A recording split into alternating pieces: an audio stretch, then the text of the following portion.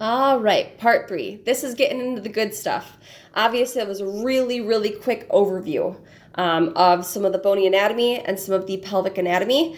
If you are really curious and you want to know more, of course, please go look at other videos, contact me. Happy to give you more information. But nitty gritty, talking about the motion. This is what we care about because this is what really matters to us in the day is how do we get this to move without pain? How do we get to move without having some of our urinary symptoms, our bowel symptoms, anything like that? What do I need to know to make this more effective? So I'm going to stand.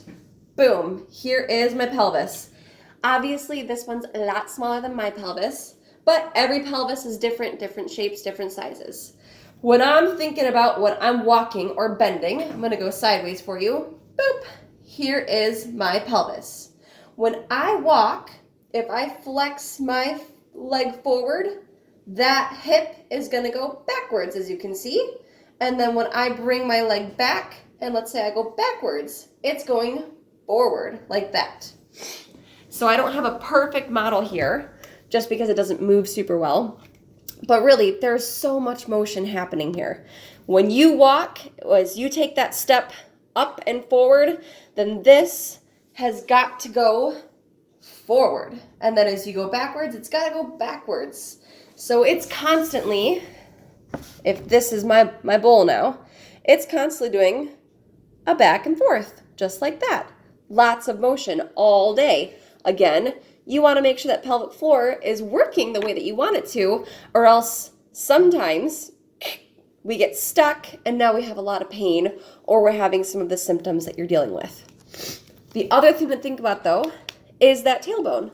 So because it's that triangular shape, you can kind of see, nice, pretty little triangle there. It's not going to move in the same way that these do. Rather, it's going to do a lot more twisting motion. So yes, it has that forward-backward motion. Let's envision myself bending forward at the spine. Well then yeah, that tailbone's going to follow and it's also going to bend forward. Let's envision myself going backwards.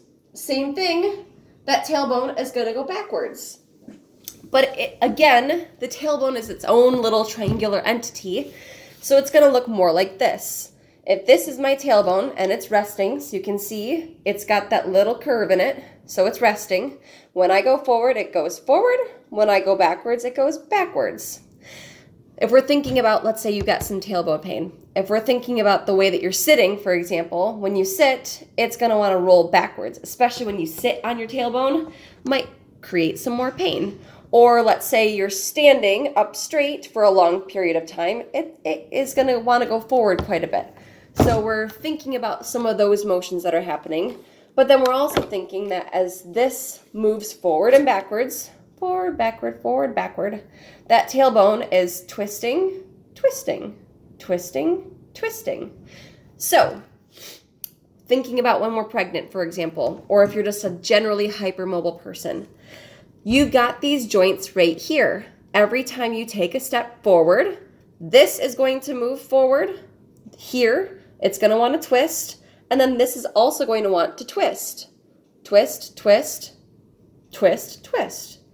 That creates a lot of motion. And when I'm saying a lot of motion, I mean like, millimeters of motion. It's not like, oh my gosh, this is ripping apart. It's wild. But it's still a lot of motion when you're thinking about how tightly compact these have to be kind of constantly. So when we're pregnant or hypermobile, envision this having an extra millimeter or so of space. There's almost nothing in there, but if you are somebody who's pregnant or hypermobile, you're going to have a lot more space in these spots. That creates so much more motion, which really means that we need to have a pelvic floor that will really help ensure that we're not moving and shaking, going all over the place. So why do I care about all this? That's the big question. Why do I care about how much motion is happening? Has to do with what a muscle does. If you're thinking about, for example, you are carrying all of your grocery bags into the store in one arm. So you're carrying all of these grocery bags. It's doing all this work. Now imagine doing that for half hour or so. As if we're walking, this pelvic floor, walking for a half hour when it's moving too much. You're carrying this heavy load for half an hour, and now you need to, a dish is gonna fall off the counter or something, and now you have to react quickly to try and grab that dish so that it's not gonna fall on the ground and break. So you have to try and flex that muscle and reach forward and grab it and pull it back. And that feels like a really hard job for your muscle, right? Because it's already doing a lot of work. That's what I'm thinking about with the pelvic floor.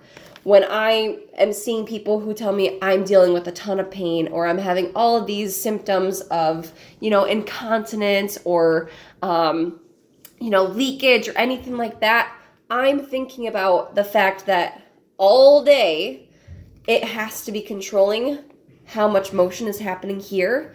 And now we go to sneeze or something, which is a big force on this pelvic floor. It can sometimes feel like a big job to do. Or alternatively, I'll have people who tell me that they're having issues when they run. Same idea. All day, it's having to muscle through the fact that there's a lot of motion happening here. And now you're trying to run, which puts a lot more motion on it. Try envisioning yourself carrying a bunch of plastic bags and running across the street. It's a lot of work.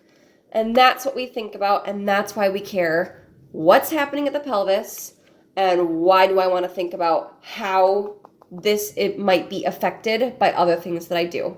So that'll be in more blogs as I go forward, but for right now, quick overview over bony, pelvic floor anatomy, motion, why we care. All right, keep following.